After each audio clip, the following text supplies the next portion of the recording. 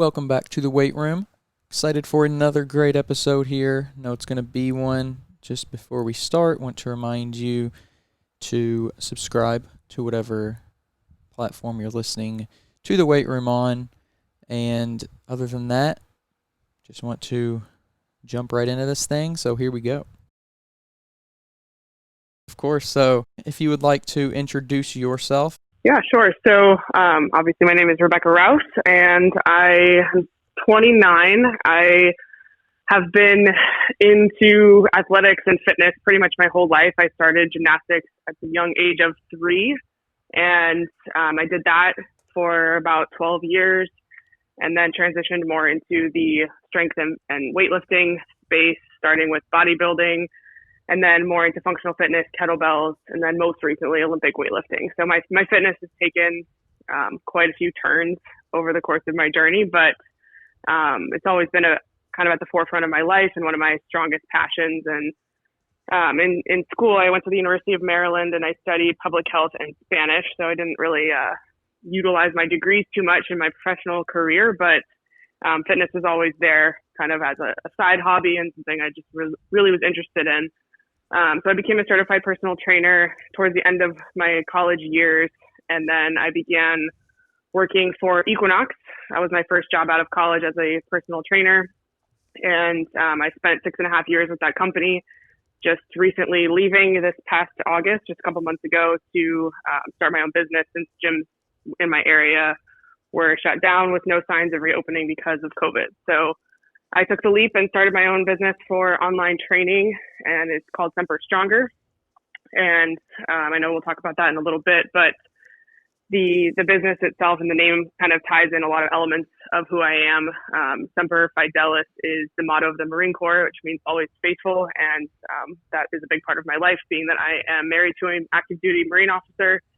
And so that part of my life is another big influence on my journey, my mindset, and the way I just wake up every day and attack it. So because of the Marine Corps, my husband and I have moved around quite a bit. So I've had the opportunity to live and work in multiple states. I think we've moved probably 6 or 7 times in the last 10 years that we've been together. So never a dull moment. It's been quite a journey, and I wouldn't trade it for the world. Just the very beginning, I guess, you said you started with gymnastics. Was that something that you were, not obviously at 3 years old you didn't know, but was that something that you were kind of trying to do, or is it more of just a thing that, hey, your parents got you into it for something to do? So when I was, I think, two years old, my parents put me in ballet and dance, and I was just not interested in it. Apparently, I don't really remember, but that's what they tell me. So I was always bored and just looking for something a little bit more exciting. So they decided at 3 to put me in gymnastics, and obviously loved it. And that was pretty much the backbone of my childhood. It was just gymnastics and school. So, I mean, I had 3.5-hour practices 4 days a week and competitions on the weekends. And so it was not really like a typical childhood. It was very rigid and disciplined and structured. And that kind of built my foundation for how I live my life today. Yeah, I know a lot of look back on their days in this world of sports, and they kind of have the same feeling of, you know, the structure, the discipline, the guidance of a coach or whoever it might be there. And we're kind of leaning away from that now with different activities, different hobbies that a lot of the youth is getting into. I know it's still really prevalent. You know, sports are obviously really prevalent still, but I think it's less so on the basis of an experience and more on the basis of how can I become a pro or how can I, earn a scholarship. So I think we're kind of losing that in a lot of aspects as far as just the everyday kid that wants to, play for fun, for competition, but not necessarily for their future. Right. So when you got into, or before you got into bodybuilding, how did you get into bodybuilding? What was that transition from, something like gymnastics into bodybuilding? Yeah, so it was interesting because I was going off to college, and right before college I was dating a guy at the time, and he was very into bodybuilding and that whole world of doing, chest day, arm day, back day, leg day, shoulder day. And I, having been a gymnast for most of my life at that point, I didn't really know how to use the weight room because gymnastics is all body weight. So I had a good body awareness, and I was good at utilizing my own body in space, but had no idea how to lift weights. And so I just learned from him. I would go to the gym with him, and he would write me a workout on an index card and do his own thing, and I would follow whatever he would write for me. And I started to really like it. And so in college, I met a lot of people and friends just through the gym. And on a college campus, it was mostly guys, just not a lot of women. I think more so now, but this is almost 10 years ago now. Mostly men in the weight room at that time. So just became friends with a lot of guys and learned from them. And most of them are bodybuilders. So I just kind of fell in line and learned about bodybuilding. And I put on a lot of muscle quickly and got pretty strong. But at the time, my focus was more physique. And so I did one figure competition in 2012 and I was 21. And it was a cool experience. I'm glad I did it, learned a lot, but also learned that that was not for me and something that I will only do once, and decided that I wanted to take my fitness in a different direction. And so after that, when I graduated and started working for Equinox, I was opened up to the whole world of functional fitness. And there's the idea of training movements, not muscles. And that really just stuck with me. And I've built my foundation since then on more of like a functional fitness and athletics standpoint. Do you think your gymnastics background being so good with body weight, do you think that played a role in giving you some sort of advantage in the weight room? Oh, absolutely, 100%. I think that body awareness, and also there's a lot to be said for muscle memory that I built from a young age. So when I was 5 years old, I was doing pull-ups and the basic body weight strength exercises, push-ups, pull-ups, V-ups, like a lot of strong core work, things like that. And so even though it had been years since I did gymnastics competitively or even recreationally, that all came back quickly. So I lost a lot of my muscle after I stopped doing gymnastics before I got really into the weight room a couple of years there, like during high school. And so when I started to get back into that or started getting into bodybuilding and doing pull-ups, like I had lost most of my muscle, most of my strength. And at my weakest point, I was still able to do 5 pull-ups, I think. And I think I attribute a lot of that to just muscle memory that I built as a young girl.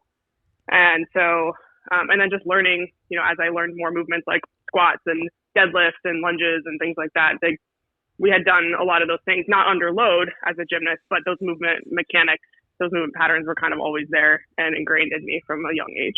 What kind of draws you to, or initially drew you to, the functional side of things? I think it was just, honestly, at the beginning, I think it was just a lot of fun. I got kind of burned out on the split routine of doing arm day, leg day, back day, shoulder day, and the ability to incorporate the whole body and do it differently every day or every week, depending on how you structure your program. It was just a lot of fun, and I got introduced to kettlebells and just kind of more functional stuff, and then I just started to incorporate more full body exercises and set goals that were more performance and strength based rather than aesthetic based. And that to me was really motivating. And since then, I just haven't really looked back, and I focus strictly on performance and strength rather than what my body looks like. Yeah, I think a lot of people, especially women, don't really think about that side of the thing whenever they want to lose weight, tone up, whatever they call it. It almost becomes somewhat of a detriment to their viewpoint on fitness and on health, because it's something that maybe they don't enjoy, or they don't see results in because of whatever way they're doing it. I've been down that road when I was preparing for my figure competition, and I did the weight training every day and twice a day cardio and being a slave to the treadmill or the elliptical, and it's not healthy mentally or physically, in my opinion.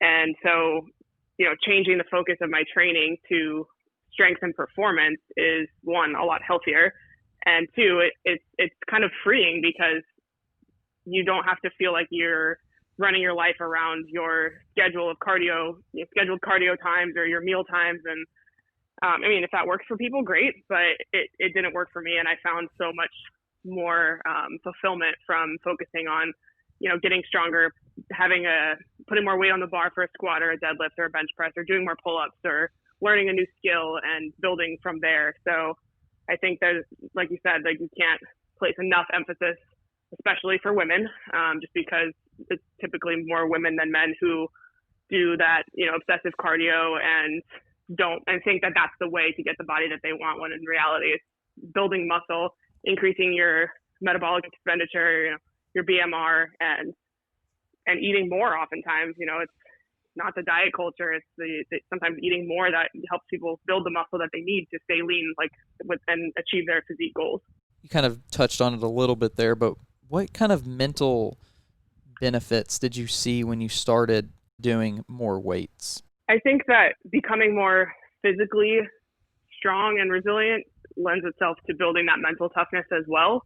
I mean, there's no feeling like going for a 1 rep max or like trying to PR a lift, and the mental energy that goes into that, preparing for that, executing that, and failing sometimes. And so learning how to bounce back from failures and move forward from that, and just the amount of mental toughness that is built in the weight room, I think, is second to none. And so I think that the journey that I've been on has been as much mental as it has been physical.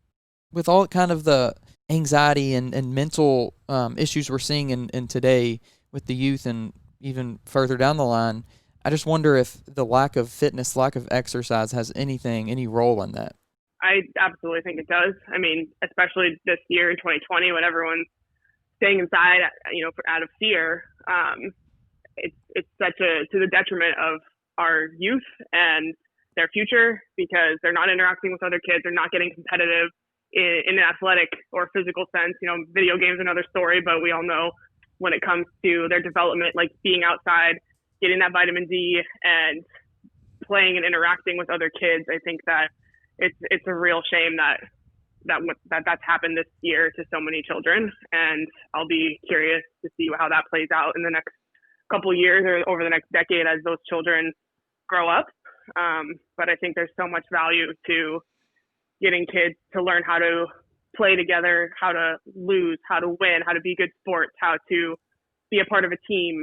And just that's such a fundamental part of their growth and development, I think. I mean, I don't have my own kids, but I can imagine that is a big part of teaching kids good leadership skills and just healthy development as they get older.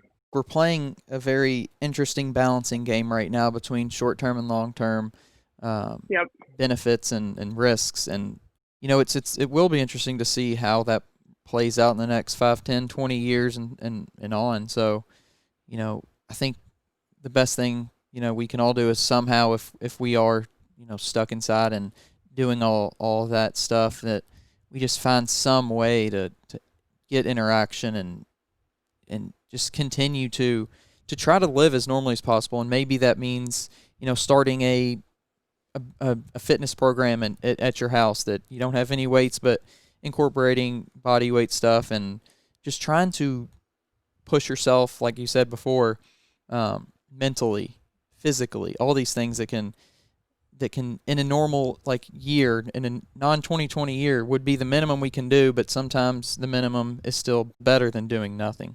Right. And, and now these kids are having school in many states. They're learning, their classroom is now online, and they don't have recess, and they don't have after school programs.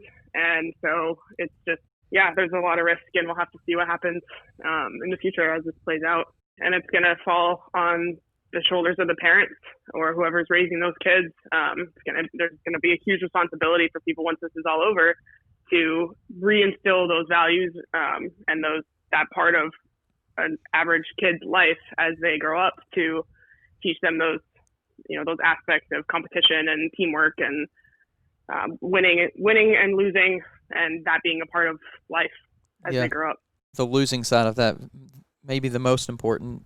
At this point, what motivates you to train? Well, that's a great question, and I kind of default to the Jocko Willink answer on this, and that is, because I agree with it 100%, is that motivation is fleeting, and we're humans. It's pretty inevitable that there will be days we wake up and don't feel motivated. We don't feel like training. We don't feel like getting out of bed. We don't want to get up when the alarm goes off. But if you live your life in a disciplined way, as I do, and build disciplined habits, then that's what you have to fall back on when those times strike. And so it's kind of, to me, it's not even really a choice. It's just like, that's how it's not even a question. Like, that's just how I've built my life and my routine. And so when I know that when I have those moments or those times where I don't feel like doing it, I do it anyway because that's who I am. And that's what's gotten me to where I am in my life today. And that's what's going to get me to reach the goals that I have set for the future. So I know it's not the answer that a lot of people want to hear because people want to do it when it's convenient for them or when they feel like it. And the reality is that the people who have achieved greatness in this world and the people who are like that top 1%, they didn't only do what they wanted to do when they felt like it. They did it anyway. And the most telling moments are when they did it despite not feeling like they wanted to. And so that's kind of how I operate. And that's not to say like if I'm sick, I train anyway. I listen to my body and I give my body recovery days and rest days when it needs them. But when my body's feeling good and I feel like it's appropriate to be training hard, I do it. And I eat well. I get my 7.5, 8 hours of sleep most nights. I train hard. I recover hard and live a very disciplined lifestyle. And I think that I owe a lot to just building those habits of discipline.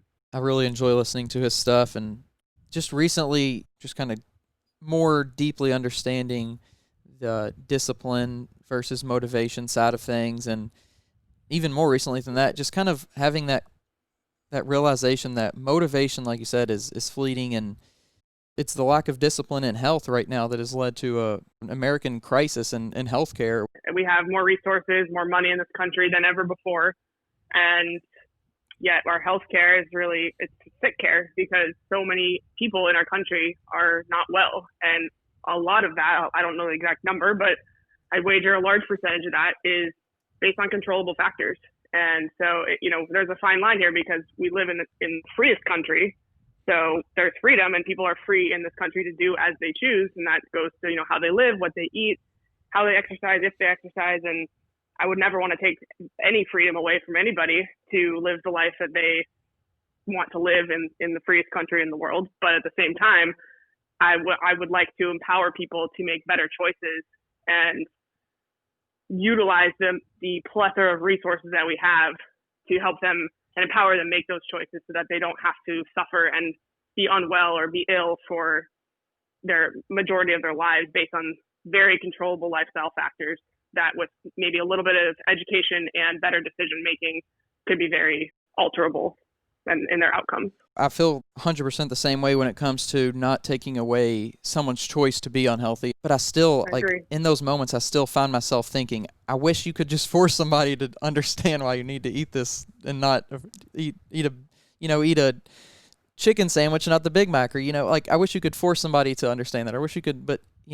it's still in the back of my head there, even though I'm so, freedom of choice. It's still I guess it's because I understand it so much. It seems so obvious to me. I just wish other people would understand not just the benefits, but also the harms. Exactly. And it's a shame that there's so much being done reactively to treat illness, to prescribe a medication for something that already exists, when if people just took matters into their own hands and approach their lives and their health from a more proactive standpoint and prevention standpoint, like let's make healthy choices so we prevent disease. So we prevent obesity, and so we can all have better quality of life free of these very preventable illnesses.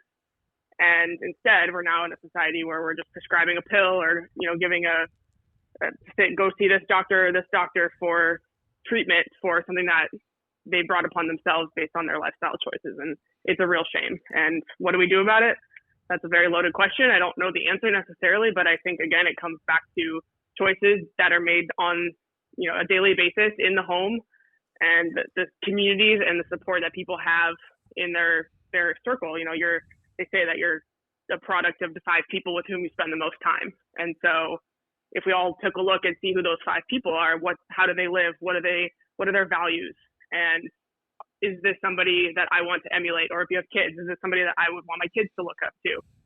And I think that there's a lot of value and a lot of power in assessing the impact that those 5 or 10 people or the community within which you live, how that influences your life and that of your closest, relatives or peers.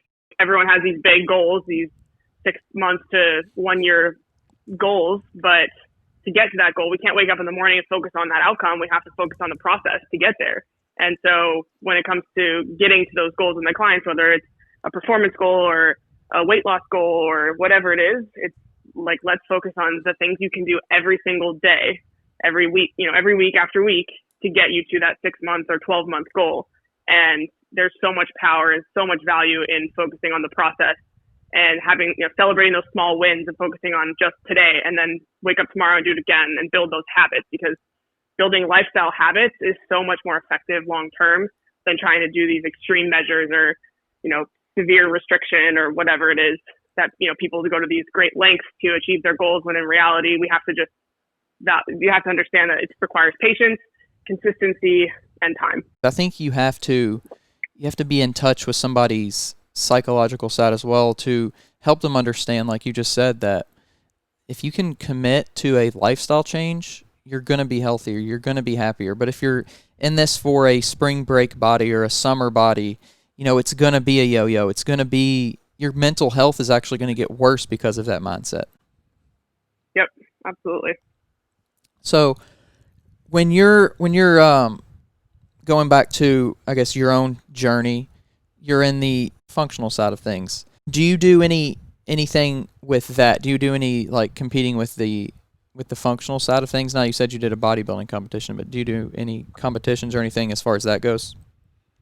Yeah, so I did. That was my bodybuilding competition was in 2012, and after that, I never imagined that I would get into any kind of competition again. I competed most of my childhood in gymnastics, and so I kind of saw fitness as just something I would do recreationally and to stay in shape and stay healthy. But then I ended up doing more competition. So in 2018, I moved to the East Coast and I moved to a different Equinox club and connected with a coach there. I wanted to have a trainer I like, as a trainer, I like to have a trainer because I find it helps me stay focused on my workouts and my own goals. And then it makes me a better coach to my clients when I have a trainer as well. So that's something that I've done for the last probably 4 years now. And so I connected with a coach there, and he is an Olympic weightlifter and really likes that sport and has done competitions himself. And when we started working together and we did our initial consultation, I said, I think I might want to train for something and do a competition. I just kind of have that itch. And I was debating between powerlifting and Olympic lifting because I knew I wanted it to be strength-based. And so he kind of talked to me about both options there, and obviously he's biased because he's an Olympic lifter himself, but he said just with my gymnastics background, my mobility, and the potential I have to build strength in these movement patterns, he thought that Olympic lifting might be better suited for me. And I said, sounds good, let's do it. So we trained for about a year, and I did my first competition in February of 2019 in New York. And then I moved back to San Diego in the summer of 2019 and connected with a different weightlifting coach there. I did my second competition in February of 2020, and I was going to do another one later this year. I think or earlier this year after February. I was thinking it was going to be in July or August, but obviously competitions were not happening at that point. So still TBD on my third competition, but I am still training for weightlifting, and I love the sport. So that's a little bit about what I've been doing recently. And then I also did a team CrossFit competition about a year ago. Last December, team of 4, 2 males, 2 females. I never imagined I would compete in CrossFit. I don't really train CrossFit per se. Just having a gymnastics background, I am able to do a lot of the movements.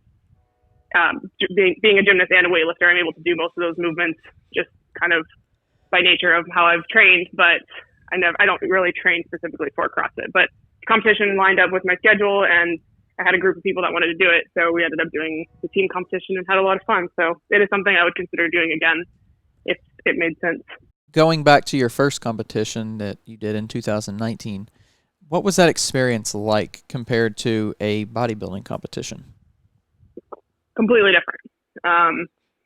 There's still, in the bodybuilding competition world, it's all about physique. It's very subjective. And, it's all about your appearance and your tan and your jewelry and your hair and your makeup. And how do you tell one girl she looks better than the next when the judge is, determining subjectively who they think is the winner. So that's kind of how that goes. And then in weightlifting, it's really cut and dry. You either make your list or you miss your list. You either achieve your total and you win, or you don't. And so I really just like that because I was competing against myself. And there were other women in my weight class, but I wasn't focused on winning. I was just focused on getting out there, doing the best that I could, and knowing that I had given it my all in training, and then showing up and putting the best that I could on the platform, and whatever happened, happened. So I ended up winning first place in my weight class, which totally surprised me. I wasn't expecting that at all.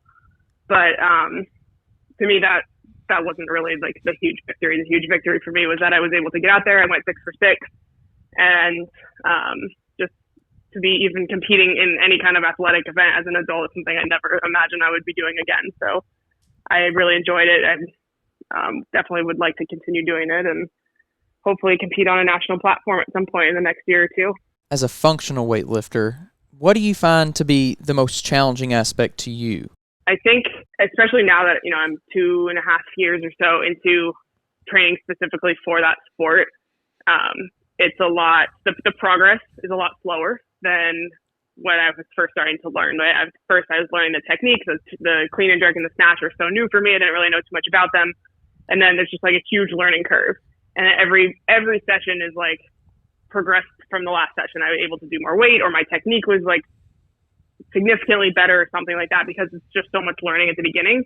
Now that my technique is, nowhere near perfect, but more consistent, the lifts themselves are just a lot more polished than they were 2 years ago. And so it can sometimes feel like I'm not making any progress, or that I'm regressing, because to increase in weight or to have a noticeable improvement in technique is a rarity now. And so it can sometimes get discouraging when, a 195-pound clean and jerk last week felt easy. This week it's like I can't even get it over my head.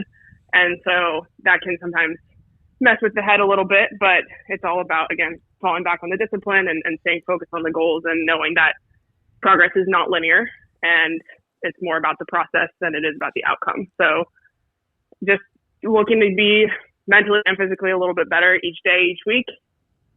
That's kind of what's kept me grounded and focused on moving forward. And then also just as I get older, I'm not old, I'm 29, but I definitely feel now versus 5 to 8 years ago, recovery takes longer. And so I'm really smart about how I warm up and cool down, and taking recovery days and things like that to make sure that I don't have any injuries or nagging pains or anything like that. And knock on wood, I've been okay so far. So hopefully keep that going. As a personal trainer yourself, when you're working with a coach, like how does that relationship become? Like, is it all them?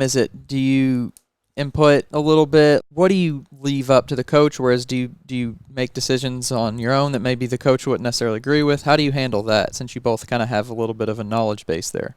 At first, it was hard for me to take my trainer hat off and just be a client and trust that the coach is going to, do everything correctly and have my best interest in mind. And so I did struggle with that at first, because I am kind of type A and like to be in control of as much of my world as I can. But over time, especially when it came to weightlifting, because I started having a trainer long before I focused on Olympic weightlifting. So more at that time, I was kind of learning how to just be a client and listen and not try to control everything. But then when it came to weightlifting, because it was brand new for me, and I very well knew that this is not my comfort zone and not where I thrived as a coach, it was a lot easier for me to just take it all in, learn, absorb, and not try to tell my coach what to do, because I didn't know what to do. So I think, definitely over the last 2 years working with a coach, I put my full faith. I've had 2 phenomenal coaches, and I put my full faith in those 2 individuals to help me get ready, and to get ready for my competition, and help me progress, and they never steered me wrong. So I'm very grateful for that. Yeah, I can imagine that would be a bit of a transition. We all have to have a slice of humble pie every now and then, and recognize that we don't know everything, and there will always be somebody smarter, stronger, better in everything. So learning to be okay with that has been part of my journey as well. The learning is an ongoing process, and as soon as we stop learning, we stop living. There's something to learn from every person you come into contact with, whether that's learning what to do or learning what not to do. There's always an opportunity. There's always a lesson. And so I think seeking that knowledge, and, as a fitness professional or whatever career field people are in, there should always be that hunger and that drive to learn and grow and better ourselves in our craft. You said you were a personal trainer for a while with a company, and then you decided, hey, I want to do my own thing. So explain a little bit about the business you started. Yes, I was with Equinox for 6.5 years, and I had a phenomenal career there. I started as a trainer and became a manager, and I saw myself staying with the company for a very long time, but COVID had other plans, and there was no job for me to have at the time, and gyms still have not opened. So I decided to stop waiting around for things to happen and instead make my things happen. So I started my business called Semper Stronger. Currently it's strictly online, since most of the world is online these days. Eventually I would like to go back to training in person, but for right now it's online coaching. I do one-on-one coaching. I have 10 clients that I'm training one-on-one. And the way I do that is I begin with a consultation, like a 1-hour Zoom call, and get to know them, their goals, what equipment they have access to right now in their current environment, timelines, things like that, how many days a week they want to train. I put together a customized program for them. I put the program into the app, and then I share it with them so they can access their programming, their calendar, etc. And they record their workouts, put in what they're doing each day for the sets, reps, and weight, give me feedback on the workouts, and then I make week over week progressions according to how they are progressing in their program. Every 2 weeks, we'll have a Zoom call, 30 minutes, just to check in, see how things are going, talk about nutrition, habits, anything else I can help them with, help them keep on track and progressing towards their goals. So that's one side of my business. And then the other side is more of the DIY program. So I have 3 programs currently available that I've written. I have a introductory kettlebell program. I have a bodyweight and bands program, and I have a pull-up program. And so those are just available for purchase. There's no additional coaching from me, but the programs are programs that I wrote myself. And they also, upon purchasing the program, get access to the app, and they have the exercise demonstration videos that I'm performing all the exercises in, and they can follow and track their own progress on their own. That is kind of what the business is at this point. I definitely have aspirations to grow it and reach more people and potentially bring on other trainers to be able to train their own clients through our platform as well, and then kind of grow and see what happens. Maybe get back to some in-person coaching as well once the pandemic is over. Explain a little bit into the name. Sure. So like I said earlier, my husband is a Marine. He's been active duty for about 16 years. And we've been together for 10. So being a military wife, a Marine wife, is a big part of my life. And, all the things that come with being a military family have really influenced the person that I am in terms of my physical strength, my mental toughness, and just my passion for the men and women who serve our country and just the United States in general. So I named my brand Semper Stronger because of the Marine Corps motto, Semper Fidelis, means always faithful. So I took the Semper from Semper Fidelis. Semper means always in Latin, and then stronger because stronger is just, I think, the word that really embodies who I am and where I want to go with my life and how I want to help give back to people that I am able to reach in my time on Earth. So I really aspire to help empower people to become their strongest selves, whether that's physically, mentally, or both. And so I think as a woman focusing on strength, I think that is one of the things that makes me unique. And so I really just took those 2 words and put them together to embody all that I stand for and how I want to help empower others while fulfilling my own dreams. So as far as your programs go, as far as your training goes, now is that something that is more, is that something that male and female could get into? It's for anyone. I mean, it really just depends what people are looking for in terms of fitness. I know there's so many fitness programs out there. And so the ones that I've designed so far are really catered to people looking for a specific type of training. Kettlebell is specific. You have to have kettlebells, first of all, because I know they're kind of hard to come by. So, but that's the kettlebell program. The bodyweight and bands program so far has been my best seller because I think most people right now don't have gym access. And so if they're just stuck at home, they definitely have their body weight, and many people were able to get bands or are able to get bands. And so that's been a really popular one. And then the pull-up program, obviously a little bit more specific just for one target movement, but there are it's full of accessories as well that help build upper body grip strength and core strength. So I know that might be more appealing to somebody who's trying to get into the military, potentially learning their first pull-up or getting better at pull-ups, since that is part of the physical fitness test for the Marine Corps, at least.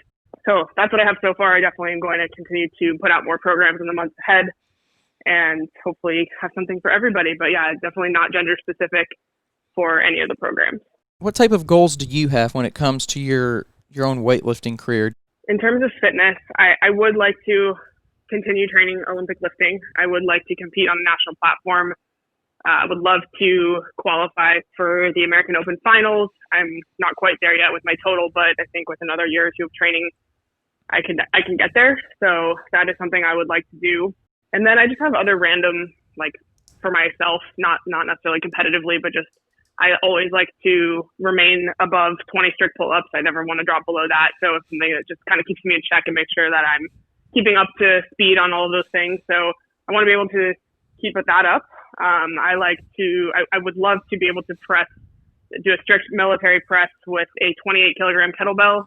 I'm close. I've done a 26 kilo, but I have not been able to get that 28. So that's something I'm working on. I would like to deadlift 350. My current PR is 340. Yeah, 340. And then just my totals for my clean and jerk. I'd like to be able to clean and jerk 100 kilos. And then I would like to be able to snatch 80 to 85. That would be my goal. Another goal I just remembered. So this was something that I was training for last year. The event ended up getting canceled, or this year rather. So there's something called the 1 ton challenge, which I don't know if you're familiar with it. I haven't. No.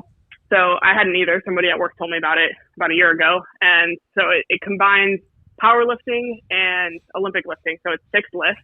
So it's bench, squat, deadlift, snatch, clean, and jerk. And so the clean and jerk are treated as 2 separate lifts. And it is just maxing out basically all 6 in the event. So the qualifier, it's called 1 ton because males have to achieve 2,000 pounds. Females have to achieve 1,200 in order to qualify for the final. And so I did the qualifier back in my home gym and I totaled 1335. So I had qualified for the finals, which were supposed to be in May and then got canceled. But if and when that happens again, I definitely want to do that again. It was a lot of fun, just more recreational, not so much like the lifts were not held to the same standard as like a USAW meet in terms of, just get the weight over your head, you're good. It's not, if you lock your elbows and all that stuff, that Gotcha. The same standards that you would have in a weightlifting meet. But it was more just for fun and just to appreciate the sports of strength and being competent and strong in all 6 of those lifts, which is a unique concept that I had never heard of, and I thought it was really cool. So definitely want to do that again. That is pretty cool. Having a goal is important. I think that it keeps us focused in our training and it gives you purpose when you wake up in the morning or when you get to the gym to train, like what are you training for? So I think setting a goal, whether that's a performance goal or an event or something like that is really powerful and can help keep us focused, disciplined, and then have that motivation when we know that it's going towards something specific. What would you give as some advice for a girl or for a woman who wants to get into weightlifting? We as females, we are stronger than we realize. We're stronger than oftentimes people give us credit for.